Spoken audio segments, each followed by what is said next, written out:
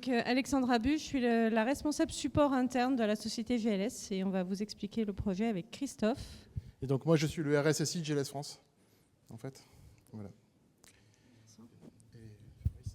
Et Fabrice, moi je suis consultant ITOP partenaire, qui les a accompagnés sur ce projet. Alors rapidement GLS, le groupe GLS, leader européen de la livraison de colis de 0 à 30 kg, 22 000 collaborateurs, 230 000 clients, 862 millions de colis en 2022. Voilà. Et GLS France, donc on est filiale du groupe GLS. Et en fait, le groupe GLS est sœur de Royal Mail, en fait. Pardon, et sœur de Royal Mail, donc la poste anglaise, en fait. Voilà. On a une maison mère commune qui est IDS. Et GLS France, c'est 1600 collaborateurs, 6000 clients. En gros, 75 millions de colis par an. 200 véhicules, 96 agences, etc., etc.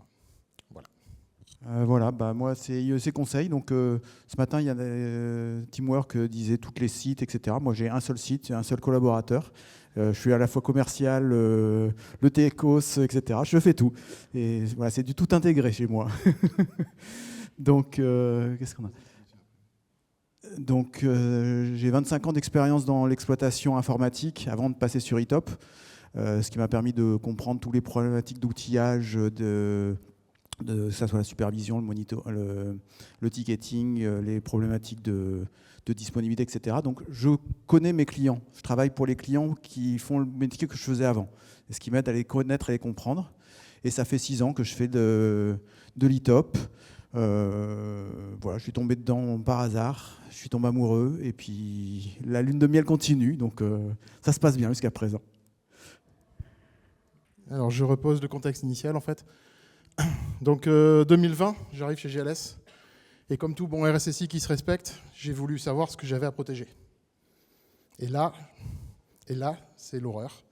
43 000 fichiers Excel différents, gérés par 22 personnes différentes qui n'ont pas les mêmes informations, qui n'ont pas les mêmes besoins, qui n'ont pas les mêmes choses.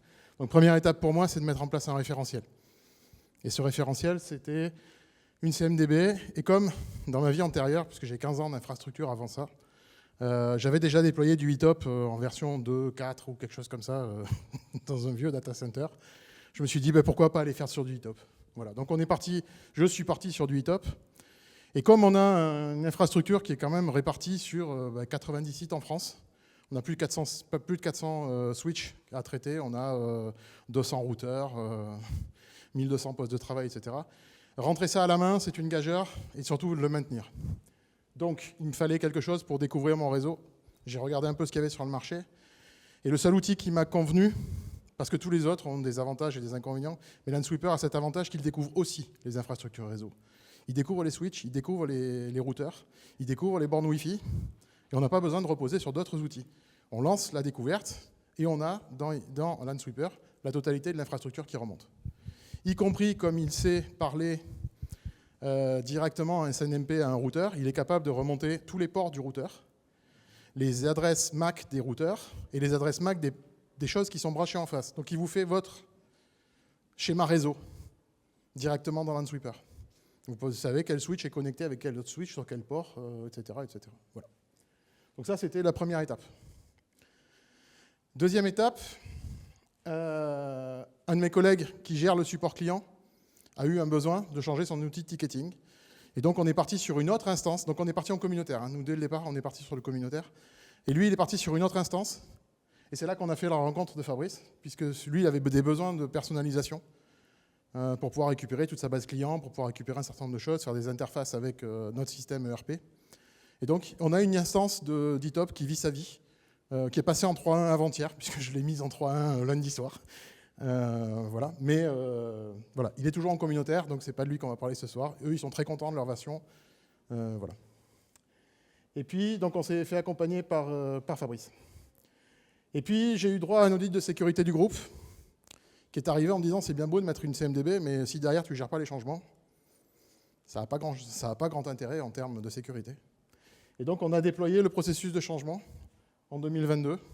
Alors sans aucune... ce matin, on a vu un processus de changement magnifique avec 43 000 statuts différents. Nous, on est resté sur le modèle ITIL, mais on n'a rien touché dedans, ou pratiquement rien. On a fait quelques personnalisations avec Fabrice à l'époque. Ouais, 2, 3, mais c'est vraiment des choses très très basiques. Et puis j'ai mis en place le SSO SAML, puisqu'on est passé en Office 365. Le groupe nous demande de passer sur du SAML pour toutes nos applications, donc on est passé sur du SAML. Et ce matin, c'était mon intérêt, c'est que comme il faut que je provisionne mes comptes à travers un IAM, si quand je le provisionne dans l'IAM, ça pouvait arriver directement, ça serait le rêve. Voilà. Alors j'ai pas eu le temps encore, Erwan, de le mettre dans le...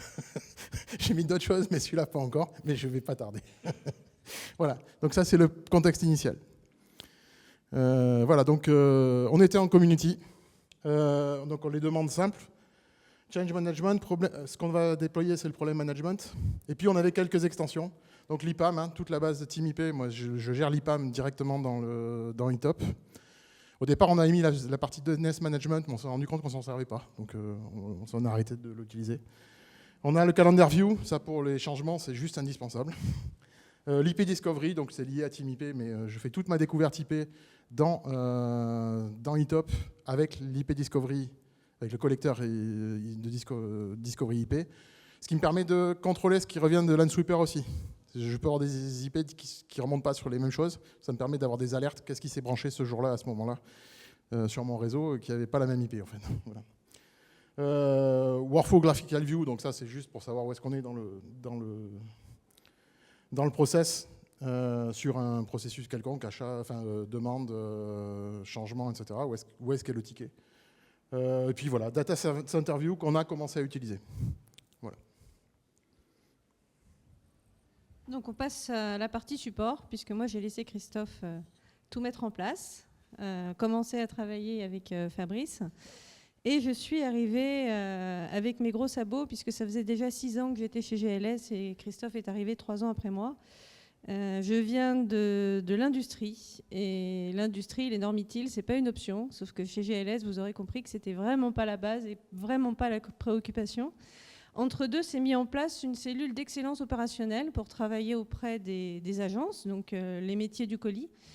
J'ai profité de cette cellule d'excellence opérationnelle pour intégrer les normes ITIL et pour faire en sorte de commencer à industrialiser nos processus, et notamment tout ce qui concerne les demandes utilisateurs. Pourquoi industrialiser les processus, pour avoir un outil unique. On avait des équipes de la DSI qui utilisaient toutes des outils différents, donc c'était juste impossible de travailler ensemble. Pour 60 personnes, c'était quand même un peu dommage. La nécessité de pouvoir embarquer facilement les utilisateurs de GLS qui avaient l'habitude de ce travail anarchique, mais également les équipes de la DSI qui n'avaient pas l'habitude de travailler ensemble. Un outil qui me permettrait de manager mes incidents adaptés et adaptables, ce qui est tout à fait le cas d'eTop. Et l'arrivée au travers de l'audit de sécurité dont vient de vous parler Christophe, de la nécessité d'avoir un asset management qui était également inconnu chez GLS, puisque on était incapable jusqu'ici de savoir qui utilisait quel matériel et surtout si le matériel était volé, restait sur le parc, etc., etc. Donc toutes ces problématiques de sécurité qui hérissaient le peu de cheveux qui restait à Christophe à l'époque. Tous ces nouveaux besoins-là, il s'est avéré qu'ils n'étaient pas couverts par la version Community d'eTop. Donc, avec l'aide de Fabrice, on est passé sur la version Pro. Et notamment, dans les besoins qui n'étaient pas couverts, on avait besoin d'avoir une base référentielle qui était beaucoup plus poussée, donc avec l'extended FAQ, il me semble bien, au niveau de l'extension. Voilà. Et la gestion des arrivées et des départs de personnel, puisqu'une fois qu'on a un asset management et une base de ticketing qui ressemble à quelque chose, pourquoi pas gérer ces arrivées et départs de personnel. Et là, on est passé, on a mis en production très récemment les demandes globales, l'extension des demandes globales qui est juste une merveille. Et tout ça depuis le 15 août, puisqu'on fait les choses très vite chez GLS dès le moment où on a l'autorisation de le faire, les moyens et des têtes pour nous aider. On a commencé le projet, cette partie-là, on l'a commencé au 15 juin. Voilà. Donc, on a migré en Pro 3.0 dès qu'elle est sortie, début juin. Début juin, on a migré en Pro 3.0 et en 3.1, on a dû migrer le 4 août. Quand elle est sortie le 3, on a dû migrer le 5 ou un truc comme ça en fait, en 3.1. Donc voilà. Alors moi, je suis un geek, donc dès qu'il y a une nouvelle version qui sort, en général. Il est embêtant. Et donc justement. Donc, on est passé en 3.1 pour profiter des nouveautés. Prise en main du designer. ça, le designer, c'est bon, mangez-en. Hein, voilà, s'il y a une seule raison de passer en pro, c'est le designer. Voilà, ça sauve la vie, ça permet de faire plein de choses. Moi, je suis tombé amoureux du designer, plus que d'e-top, mais voilà, je regrette juste d'avoir encore des limitations dans le designer parce que je n'ai pas pu encore faire les formations. Et donc, il y a plein de choses que je ne peux pas faire. Mais voilà, heureusement que j'ai Fabrice pour ça. Donc, ça a aidé Fabrice à accélérer ses personnalisations. Et puis surtout, on a découvert la réactivité du support. Merci Nicolas. Voilà, et bravo à toute l'équipe support. Mais voilà, Nicolas est mon interlocuteur principal au support. Donc voilà, je voulais le remercier particulièrement. Et donc un exemple de personnalisation, je vais laisser Fabrice vous expliquer tout ce qu'on lui a demandé et comment on l'a embêté. Alors c'est un petit exemple, hein, c'est qu'une petite portion, mais je vous ai choisi quelque chose d'assez visuel. Voilà, c'est l'écran de gestion des demandes utilisateurs. Tout ce qui est encadré, c'est que ce n'est pas standard. Et donc ce qui est en orange, c'est ce qu'on a rajouté dans le modèle de données. Parce qu'on avait besoin d'infos complémentaires. Donc, par exemple, vous avez la notion de bénéficiaire, en plus de la notion de demande, et puis la notion de lieu et de centre de coût relié au bénéficiaire, qui se met à jour automatiquement en fonction du bénéficiaire, mais qu'on peut quand même aussi personnaliser. Voilà, en bas, on a l'équipe qui peut servir quand on doit faire remonter au groupe. La notion de famille de service, puisque on est en train d'ouvrir à d'autres services que l'IT aussi. Voilà, la notion du créateur du ticket, puisque pour l'avoir directement consultable et non pas seulement dans l'historique. Et puis en bas à droite, ce qui est intéressant, c'est donner des infos et des consignes à l'agent. Donc en fonction de la sous-catégorie de service qui est choisie, on peut lui donner des consignes ou une checklist de choses à faire. Des liens hypertextes vers une FAQ ou vers un autre outil. Donc ça, c'est très pratique aussi, je pense. En bleu, on a ce qui est rajouté par les extensions, donc l'extension FAQ et l'extension demande globale. En vert, c'est des choses qui étaient déjà là, mais qu'on a réorganisées pour la facilité de lecture. Et puis en violet, vous avez là où on a changé le nom complet d'affichage pour donner plus d'infos. On n'était pas encore passé en 3.1 à ce moment-là, donc on n'avait pas encore les petites quick notes, mais ça permet d'avoir des infos complémentaires en plus du nom-prénom. On peut avoir, par exemple, le numéro de matricule de la personne ou le code du centre de coût en plus de son nom. Voilà. Donc il n'y a aucune modification qui est très compliquée dans tout ça. L'important, c'est de se caler avec le besoin. C'est d'écouter l'expérience, de prendre en compte l'expérience utilisateur. La personne qui passe ses journées sur cet écran, il faut que les informations pertinentes soient là au bon endroit. Donc voilà, c'était ça le travail, le plus important. Erwan dit souvent, un projet ITSM, c'est 60% d'analyse, conception, 20% de dev, 20% de test. C'est ça. C'est que la technique, c'est pas le plus important parfois, souvent. Alors je vais faire un petit ajout, puisque je parle plus que Fabrice. Le petit encart HTML que vous avez en bas pour l'aide à l'agent, vous avez la même chose côté utilisateur final. Et ça, c'est vraiment très intéressant, puisqu'on a un outil qui, en fonction de la sous-catégorie de service ou du formulaire qui est choisi par l'utilisateur, lui permet d'avoir les informations qu'il doit fournir à son service support pour pouvoir être dépanné dans les meilleures conditions. Donc on est vraiment passé de rien, de formulaires vides et en allemand la plupart du temps, puisque l'outil groupe était mal traduit. Donc je vous laisse imaginer pour le français de la France profonde, c'était parfois très compliqué. Un outil qui est totalement adapté aux besoins de l'utilisateur et adaptable en temps réel, puisqu'avec Christophe, on a cette possibilité de faire la plupart des modifications nous-mêmes et on fait intervenir Fabrice dans le cadre des évolutions un petit peu plus poussées. Donc les résultats à ce jour, on va les mettre en jour à temps réel aussi, parce que depuis 15 jours, ça a bien évolué. Donc aujourd'hui, on est à 750 changements. On était à 697 il y a 15 jours, on est à 750 aujourd'hui. On est à 2300 tickets. Oui, parce qu'on a eu un incident de prod national la semaine dernière, donc ça a fait un petit bond, voilà.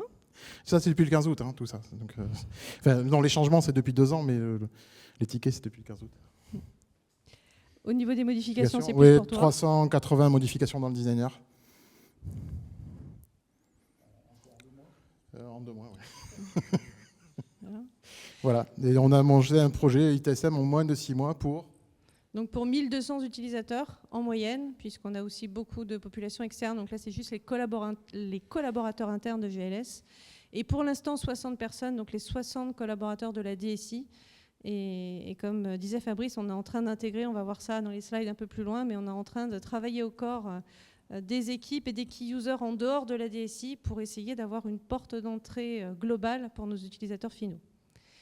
Le résultat de tout ça sur les premiers sondages, puisqu'on a aussi implémenté l'enquête de satisfaction à la clôture des tickets, donc on a déjà des premiers retours utilisateurs en temps réel, une très très bonne adhésion du réseau utilisateur, et pour cause, on fait des visios quasiment tous les 15 jours pour leur demander leur avis et avoir un retour du terrain, et également au travers de la cellule d'excellence opérationnelle qui continue à travailler avec nous en parallèle et en partenariat avec nos agences.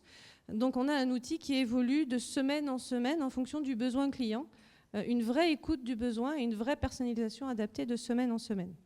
Donc très simple à utiliser puisque ça correspond aux besoins et à la demande du client et totalement adapté aux besoins de GLS France pour le coup, puisque l'outil groupe nous posait problème à ce moment-là. Et tout ça grâce à mon collègue qui va très très vite, et à Fabrice qui nous fournit les personnalisations les plus adaptées possibles, tout en nous expliquant ce qu'on peut avoir et ce qu'on n'aura jamais, puisqu'il est aussi très clair sur la faisabilité et la partie technique, hein, c'est son métier. Et en fonction des retours de Fabrice, on peut aller très très vite, puisque quand on sait qu'on ne pourra pas aller dans une voie, on en prend une autre, et sur ses conseils, on avance vraiment très vite. Donc le chemin vers le changement, vous avez compris que moi j'ai mis 6 ans quand même avant d'obtenir ça. Bon, on l'a fait en 6 mois certes, mais il y a quand même 6 mois, enfin 5 ans et demi en arrière. Ça a été assez compliqué dès le départ, puisque l'outil groupe n'était pas adapté, et de vendre du rêve sur un nouvel outil alors que celui en place était tout pourri, c'était assez compliqué. Donc d'accompagner déjà les équipes informatiques. Il a fallu vraiment travailler au corps les équipes informatiques, équipe par équipe. Et là, Fabrice nous a aidé également, puisqu'il a permis de nous mettre en place des personnalisations aussi pour les équipes de la DSI. Donc chaque équipe profite également de fonctionnalités qui lui est propre. Par exemple, on notifie, certaines équipes sont notifiées par mail, d'autres sont notifiées par webhook dans Teams, d'autres sont... Voilà, on a adapté la notification, par exemple, sur les nouvelles demandes aux besoins de chaque équipe. On n'a pas dit « vous allez tous être notifiés de la même façon », etc. Non. Moi, par exemple, les incidents de sécurité qui arrivent sont notifiés automatiquement à mon équipe sécurité. Dans Teams, je n'ai pas besoin de les appeler en disant « il faut aller lire les tickets ». Non. Et ils n'attendent pas de recevoir un mail, ils ont automatiquement une alerte dans Teams. Voilà. Donc techniquement, tout ça, c'est pas compliqué. Par contre, c'est totalement adapté aux besoins de chacun. Enfin, un outil unique. Et là, j'ai la direction de GLS France qui nous a baisé les pieds, je pense, la semaine dernière.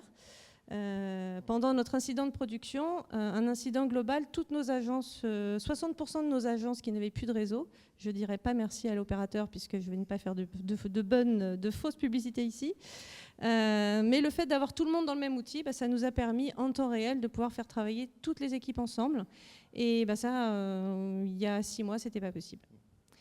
Et je le répète encore une fois parce que c'est important, une facilité dans la vie des utilisateurs d'avoir un outil totalement adapté à leurs besoins.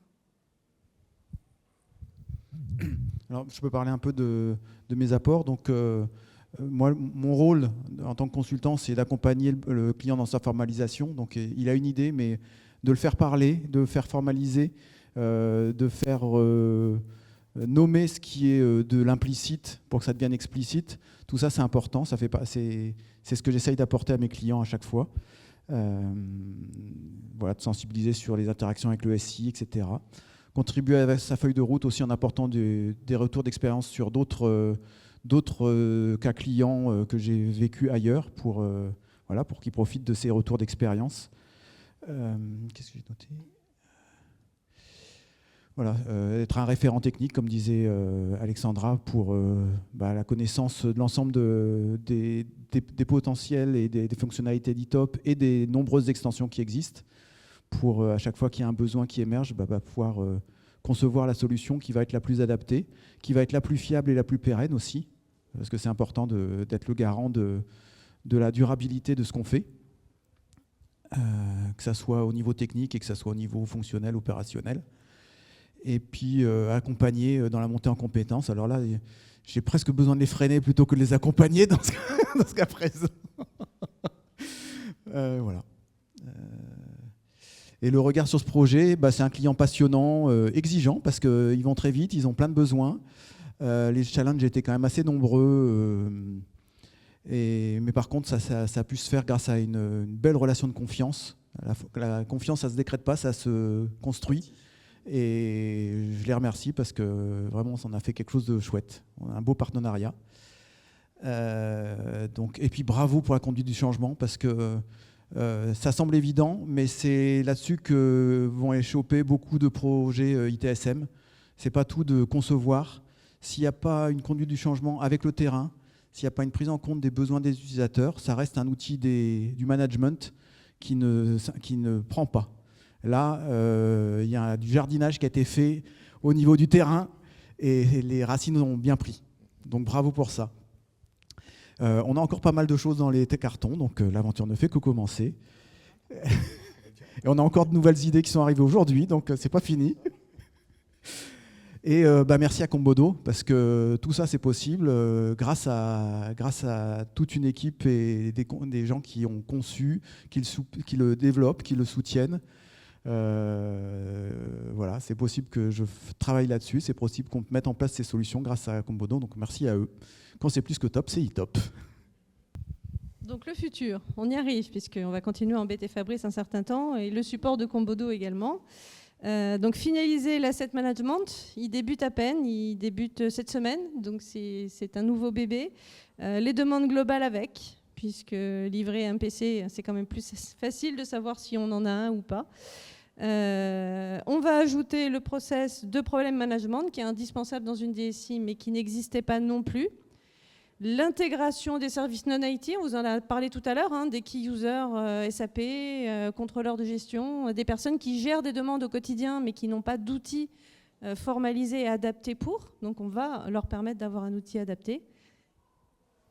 L'interconnexion avec l'outil d'IAM, donc ça c'est la prochaine étape.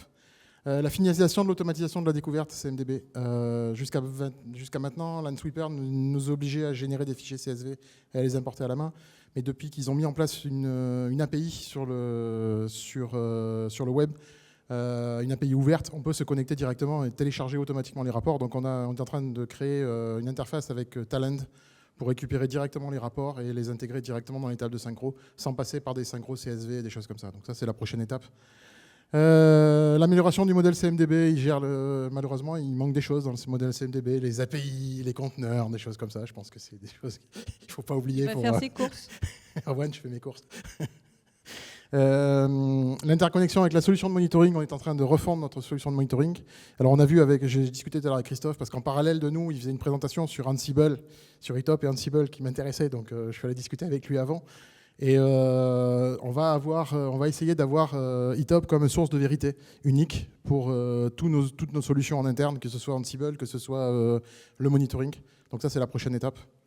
Et enfin, moi, en tant qu'RSSI, j'ai besoin d'un outil pour gérer mes risques. Et pourquoi ne pas intégrer ma gestion de risque directement dans l'outil qui est fait pour ça, qui est la CMDB? Puisque déjà, on a décrit tous nos processus, on a décrit toutes nos applications. Aujourd'hui, on décrit notre infra. Il ne me reste que la gestion de risque à rajouter là-dessus. Avec NIS V2 qui arrive l'année prochaine, je ne sais pas si vous êtes concernés ou pas par NIS V2, mais nous, on rentre en plein dans la nouvelle directive NIS. Il va falloir qu'on ait une gestion de risque, qu'on prouve qu'on a une gestion de risque. Et pourquoi ne pas la mettre directement dans e-top? Donc ça, c'est un nouveau challenge. Parce qu'il y a plein de choses à faire avec des héritages, avec des choses comme ça. Et je pense que Fabrice va avoir beaucoup de boulot. Et je me demande si ce n'est pas une future extension intéressante pour la CMDB d'e-top. Voilà. Voilà, et donc on a parlé au départ, peut-être tout le monde s'est posé la question. C'est pas IT4U, c'est IT for you. Voilà, c'est IT for you, c'est plus un e-top. C'est le nôtre.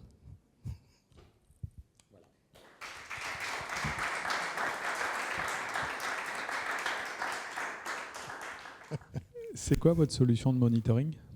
On s'oriente sur Zabbix. D'accord, voilà. ok. Et donc l'intégration que vous voulez mettre en place, c'est piloter Zabbix à partir de la CMDB ou c'est dans les créer des deux tickets sens. Dans les deux sens. Dans le premier sens, c'est pousser toutes les nouvelles machines qui vont arriver dans la CMDB, les pousser automatiquement dans le monitoring, vérifier que tout ce qui est dans le monitoring est bien à être monitoré et que tout ce qui est dans la CMDB est bien dans le monitoring. Et puis les levées d'alerte.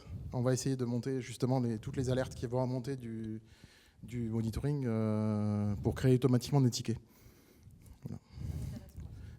Donc faites juste attention à la corrélation. Mais Zabbix, c'est pas mal pour ça. Ouais. Voilà, il y a un vrai sujet, hein. C'est pas un truc qu'on va faire en 2 minutes.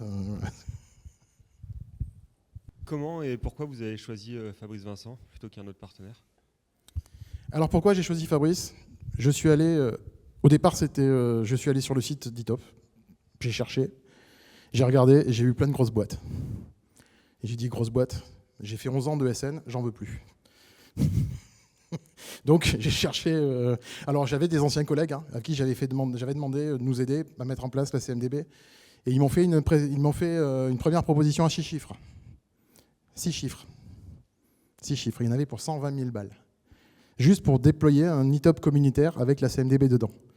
Et là, je leur ai dit, non, mais il n'y a pas écrit lapin de 6 semaines, donc allez vous faire foutre. Parce que voilà. Et donc, derrière, je suis allé sur le site d'ITOP, j'ai cherché, et j'ai trouvé Fabrice. C'était le premier de la liste, donc voilà. Qui n'était pas une société et qui était indépendant. Donc voilà, pour moi, c'était...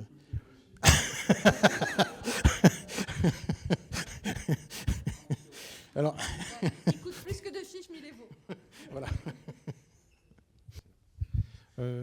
Je ne sais pas si vous avez une interface uniquement en français ou dans d'autres langues. Français. En français, Oui. d'accord. Parce que comme j'ai vu que vous avez fait beaucoup de personnalisation, Oui. Notamment avec le service catalogue et puis les procédures qui sont un peu orientées à genre. Donc je me posais la question comment après gérer ça, parce que s'il faut le traduire dans 12 langues différentes. Non, aujourd'hui, il est spécifique pour la France. D'accord. Le groupe a un outil d'un concurrent, un truc qu'on ne veut plus utiliser, donc on a décidé, nous, pour la France, de sortir de l'outil. On a nos camarades, en fait, on n'est pas les premiers à sortir, on a tous nos camarades autour des autres pays, l'Italie, l'Espagne, etc., sont tous sortis de l'outil du groupe, parce que c'est juste une catastrophe. Donc il y en a qui sont partis sur ServiceNow, il y en a qui sont partis... Bon, nous, ServiceNow, non. Voilà, je suis désolé, mais... Comment ? C'est 9 chiffres, c'est ça. C'est 9 chiffres, une équipe de 200 personnes. Voilà. D'accord. Et sinon, vous avez parlé d'intégrer des nouveaux services dans votre ITOP. En fait, là, j'ai compris que c'était surtout les services informatiques. Oui. Non. Vous allez... Pas que. Pas que. Pas que. D'accord. On veut intégrer à terme la RH, on veut intégrer les achats. Et dans la même instance d'ITOP Oui.